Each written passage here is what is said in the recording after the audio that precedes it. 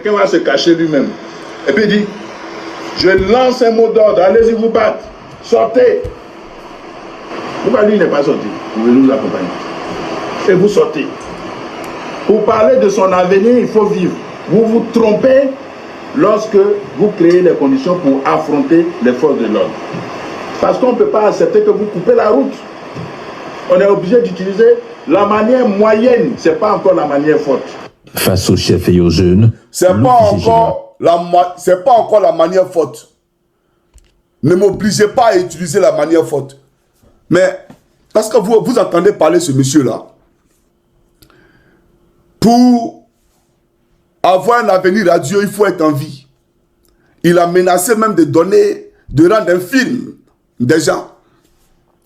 Mais personne n'est dans une velléité d'affronter les forces de l'autre. J'aimerais dire à l'inculte d'Apollo Alexandre Touré, qui ne connaît pas le droit apparemment, que dans la constitution de Côte d'Ivoire, c'est écrit noir sur blanc que l'Ivoirien a droit à la parole et a droit à protester. D'accord?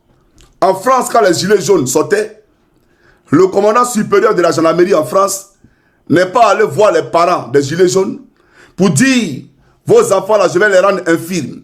Et je n'ai pas encore utilisé les gros moyens. De quel gros moyens tu parles? Mais utilise-les, puis on va voir. Devant le peuple, un peuple désarmé qui revendique un état de droit et qui revendique le respect de la Constitution, qui est la loi fondamentale, la loi suprême. Toi, tu te lèves pour dire non, non, non, non, non. Je vais vous rendre infirme, je vais utiliser le plus gros moyen. Mais la Côte d'Ivoire est en guerre. Ou bien le peuple, c'est lui qui est devenu l'ennemi de la Côte d'Ivoire. C'est le peuple qui attaque la Côte d'Ivoire. Et ils sont armés. Et toi, tu vas sortir les gros moyens. Sors-les ces gros moyens-là. Arrête ta comédie. Tu es devenu politicien. Quand je disais aux gens que tu m'avais donné une chemise du RDA à l'effigie d'Alassane Draman Ouattara, les gens pensaient qu'il m'amusait. Mais j'appelle l'Éternel Jésus-Christ ici en témoin. À Katiola, tu m'as remis une chemise du RDA à l'effigie d'Alassane Draman Ouattara. Et toi-même, tu as porté une chemise du RDA où il y avait le visage d'Alassane Draman Ouattara. Un commandant supérieur de la gendarmerie. C'est grave. Ça n'a jamais existé depuis l'histoire de la création de cette institution-là. Jamais de la vie. Mais j'aimerais te dire, les Ivoiriens qui sortent là, on t'a dit que c'est des mineurs. Ils t'ont dit qu'ils sont mineurs. Ah, d'accord, je comprends. Comme en Côte d'Ivoire, à 42 ans, on est encore chez papa et maman. À 52 ans, on est encore chez papa et maman. À 60 ans, on est encore chez papa et maman. Donc toi, tu penses que tout le monde est mineur. C'est-à-dire, à 42 ans, on est mineur. Donc on peut aller parler à nos parents et ils vont nous parler en retour. Mais il faut te réveiller.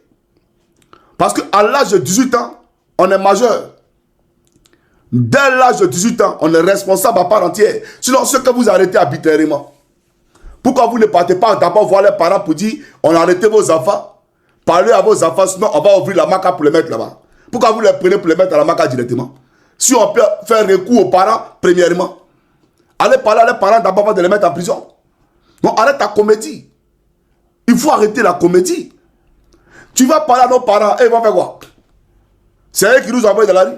Ou bien nous, on n'est pas là à l'école. On ne sait pas ce qui est conscient pour nous. On ne sait pas ce qui est bon pour nous. Nous, on est inculte, on est illettrés. On ne connaît pas la loi. On ne connaît pas la constitution de notre pays. On ne sait pas pourquoi on proteste. Nous, à 42 ans, on vit chez papa et maman là. Nous, on ne sait pas pourquoi on est chez papa et maman. Mais c'est parce que le système va mal qu'on est chez papa et maman à 42 ans.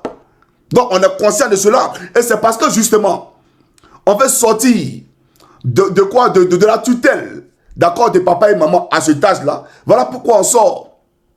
On sort parce qu'on est malade. Papa qui est à la retraite est obligé d'aller s'endetter pour pouvoir nous soigner. Voilà pourquoi on sort. On sort parce qu'il n'y a plus d'espoir pour nous. D'accord? Tout a été caporalisé. Le système nous a oubliés. On est captif du système. Voilà pourquoi on sort. Et tu vas parler à nos parents. Qu'est-ce que nos parents vont changer? Ils vont nous parler de quoi? On n'a plus que 18 ans. On a 18 ans révolus. Donc arrête ta comédie là. Arrête d'aller emmerder papa les gens. Tu vas t'asseoir devant les parents des gens, tu racontes quoi? Tu l'as fait en 2020. En 2020, tu as fait le même scénario. Tu es passé à Daoukro. Tu es allé à Yamsokro. Tu es allé à Dabou. Ah, donc c'est pour ça que Ouattara t'a nommé là.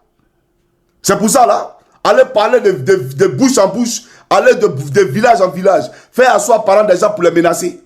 C'est pour ça qu'on t'a mis commandant supérieur de la gendarmerie. Mais, en parlant des entourés, parce que tu es amnésique, en 2010, quand Alassane Dramane Ouattara et sa clique agressaient la Côte d'Ivoire, est-ce que Kassaraté passait de village en village pour aller parler aux troupes de Ouattara, à leurs parents? Est-ce que Kassaraté est toi-même allé te parler à toi, à Palou? Est-ce qu'il allait te parler? Quand les rebelles de Ouattara attaquaient Gbagbo Lora là, Kassaraté est passé de maison en maison. Mais parce qu'il sait que les responsabilités là sont individuelles. Les responsabilités sont individuelles. Celui qui a pris son truc contre la République de Côte d'Ivoire, c'est à lui on a affaire, pas à ses parents. Personne n'avait affaire aux parents des gens. Toi-même là, tes parents là, tu penses qu'ils allaient partir naturellement? Laurent Gbagbo, mais c'est lui que parce que tu as fait la rébellion en 2002, il allait s'en prendre à tes parents. En 2002, quand tu étais à Boaké, parce que c'est ça au fait que les Ivoiriens ne savent pas. Tu étais un rebelle. Tu as été à Boaké pendant 2 ans. Quand la Côte d'Ivoire était divisée en 2. Quand le pays a été attaqué en 2002, tu étais à Boaké pendant 2 ans. Je ne sais pas comment Gbagbo a fait pour te reprendre. Parce que toi-même, quand il t'a vu à Torogué, ton esprit ne me plaisait pas. Je ne sais pas. Mais tu ne m'as jamais plu. À Torogué, quand il te regardait, quelqu'un qui a piton chez lui à la maison. Et le pauvre Thomas Noé, tu t'as le violer. Et il meurt. Et après, je ne sais pas, Laurent Gbagbo. Au fait, voilà pourquoi j'ai dit, Laurent Gbagbo n'a pas voulu gérer la Côte d'Ivoire et sa tribu. Il a compris qu'on était une nation. Qu'on était un seul peuple. Il n'était pas question de Sénoufo, de Bété, de Maoka, etc. Le président Gbagbo savait que nous étions un seul peuple.